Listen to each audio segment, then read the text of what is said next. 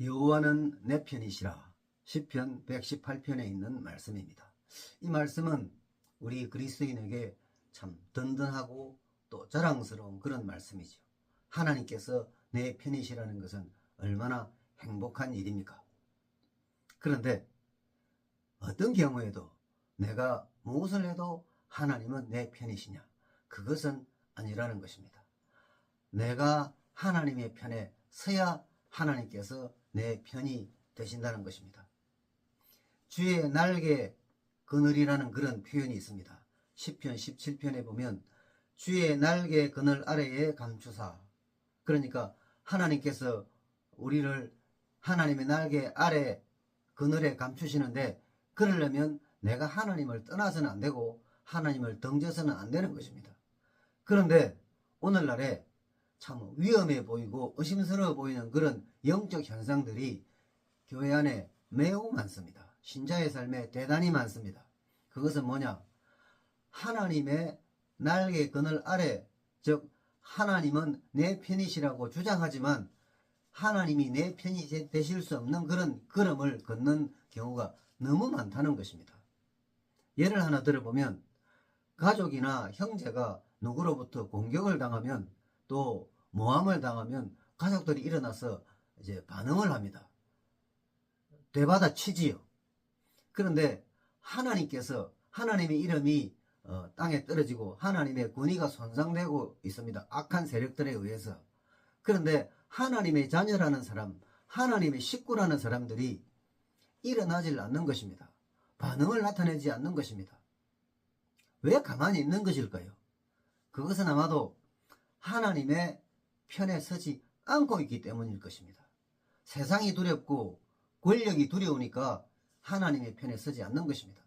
하나님을 이제 편에 서게 되면 어떤 물질적인 손해가 오고 또 어떤 사회적인 그런 어려움이 닥칠 것을 두려워한 나머지 점잖게 이렇게 침묵하고 있는 그런 경우가 참으로 많다는 것입니다.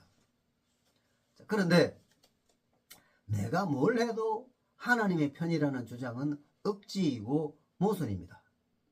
내가 하나님 편에 서야 하나님이 내 편이 되십니다. 하나님은 지금 팔을 벌리고 계시는데 내가 그 하나님의 품 속으로 들어가야 하나님이 나와 한 편이 되시는 것입니다. 나는 저 멀리, 한참 멀리 떨어져 있는데 하나님께서 내 편이 되실 수는 없는 것입니다. 그렇기 때문에 우리는 하나님과 한 편을 먹기 위해서 노력을 해야 하고 수고를 해야 되고 뭔가를 이제 버려야 되고 내려놓아야 되고 또 떠나야 되는 그런 일들이 일어나야 된다는 것입니다. 성경에 보면 우리 주님께서 그런 일을 먼저 실천을 하셨습니다. 주님께서는 영광 보좌를 버리시고 이 땅에 오셨죠. 왜 그리 하셨습니까? 인류를 구원하시기 위함이신데, 인류를 구원하시는 것은 아버지의 뜻이었습니다. 그래서 아버지의 뜻을 이루시기 위해서 이 세상에 오셨습니다. 아버지의 뜻을 이루시기 위한 것이라는 것은 아들이신 주님께서 성부의 뭐가 되기 위해서 그러셨습니까? 성부 하나님과 한편이 되기 위해서 그러셨습니다. 그래서 우리 주님께서는 성부 하나님과 절대로 한편이 되지 않으신 적이 없습니다. 온전한 순종의 그런 제물이 되셨죠. 아브라함을 또 우리는 잘 알고 있습니다. 아브라함은 하나님께서 본토 친척 아비 집을 떠나서 지시하시는 곳으로 가라고 말씀을 받았을 때 갈 바를 알지 못하고 나갔습니다. 그것은 무모한 일이고 어리석은 일입니다. 죽음을 각오한 일입니다. 왜냐하면 그 당시에는 안전이라는 것이 없습니다. 강한 자가 모든 약한 자를 먹어버리는 그런 형편입니다. 그런데도 아브라함이 길을 간 것은 오직 하나님 말씀을 순종해서입니다. 왜 순종합니까? 하나님 말씀을 순종해야 하나님과 뭐가 됩니까? 한편이 됩니다. 하나님의 말씀을 따르지 않고 계산하면서 따지면서 하나님과 한편이 된다? 그런 일은 없습니다. 또 모세를 생각합니다. 모세는 40살이 되었을 때 이제 그동안 영적인 고민을 하다가 마침내 결단을 합니다.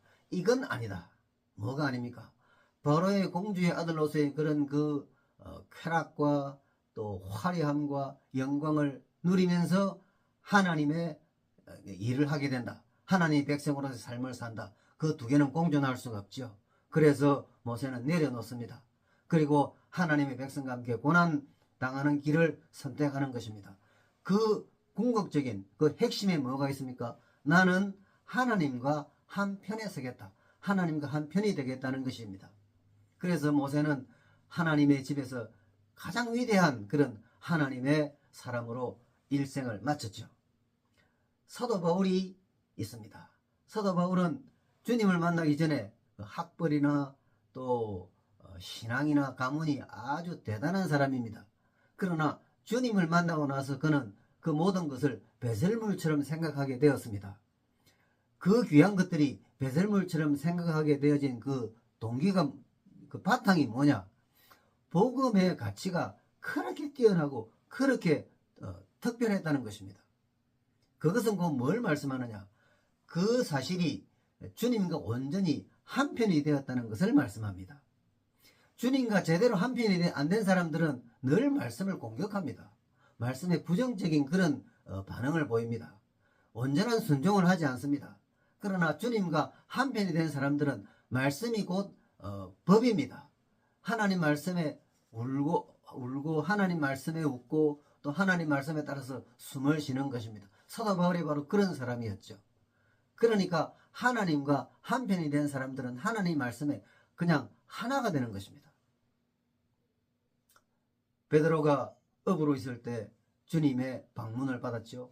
주님께서 나를 따라오라고 하셨을 때 베드로는 배도 버리고 그물도 버리고 그리고 가족도 버리고 주님을 따랐습니다.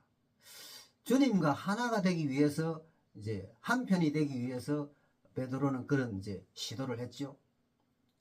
이렇게 주님과 한편이 되고 하나님과 한편이 되기 위해서는 많은 경우에 주님을 위시해서 많은 경우에 버립니다.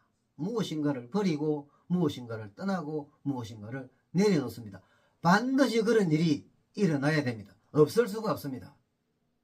그런데 주님을 찾아왔던 그 부자 청년은 어떻습니까? 내려놓지를 못하지요. 버리지를 못하지요. 왜냐하면 재물이, 즉 돈이 너무 많으니까. 이 많은 돈이 주는 그런 그 많은 혜택과 그 어떤 즐거움을 어떻게 포기하겠습니까? 그러니까 하늘의 보화는 좋은데, 그러나 하늘의 보화도 가지고 땅의 재물도 누리고 이 둘을 다 하고 싶은데 이 청년은 그런 그 꿈에서 깨어나지 못했죠. 그러니까 주님의 말씀을 듣고 그는 슬픈 기색을 하고 돌아갔습니다. 복음의 말씀, 생명의 말씀을 들었는데 왜 마음이 슬플까요? 그것은 둘 다를, 즉 하나님의 편에 서지 못하고 말씀의 편에 서지 않았기 때문에 그렇습니다. 사랑하는 여러분, 주님께서 말씀하십니다. 너희가 하나님과 재물을 겸하여 섬길 수 없느니라. 당연하죠. 재물은 돈입니다. 재물은 세상입니다. 또 재물은 육체입니다. 영과 육체가 대립할 때 우리는 육체의 욕구를 따르기 쉽습니다. 세상입니다. 세상과 하나님의 말씀이 대립할 때 우리는 세상의 흐름, 세상의 이치를 얼마나 많이 따릅니까? 그리고 돈과 하나님 말씀이 또 충돌할 때 우리는 돈의 그런 요구를 따르는 경우를 셀 수도 없이 많이 보게 됩니다. 어디서요? 신자의 삶에서요. 그러면서 우리가 나는 하나님의 사람이고 하나님의 가족이고 하나님은 내 편이시라. 그것은 억지입니다. 그것은 내가 그냥 외치는 메아리일 뿐입니다. 사실은 그렇지 않은 것입니다. 사랑하는 여러분, 여러분의 신앙에 버려야 될 것들이 참 많을 것입니다. 내려놓아야 될 것이 정말 한두 가지가 아닐 것입니다. 떠나야 될 것들이 한두 가지가 아닐 것입니다. 그것을 오늘 점검해 보십시오. 그리고 마음을 다해서 하나님 앞에 자신을 돌아보면서 버리시고 떠나시고 내려놓는 그런 귀한 노력들이 이루어져서 참으로 하나님 앞에 행복하고 즐겁고 은혜가 넘치는 그런 믿음의 길을 걸어가게 되시기를 바랍니다.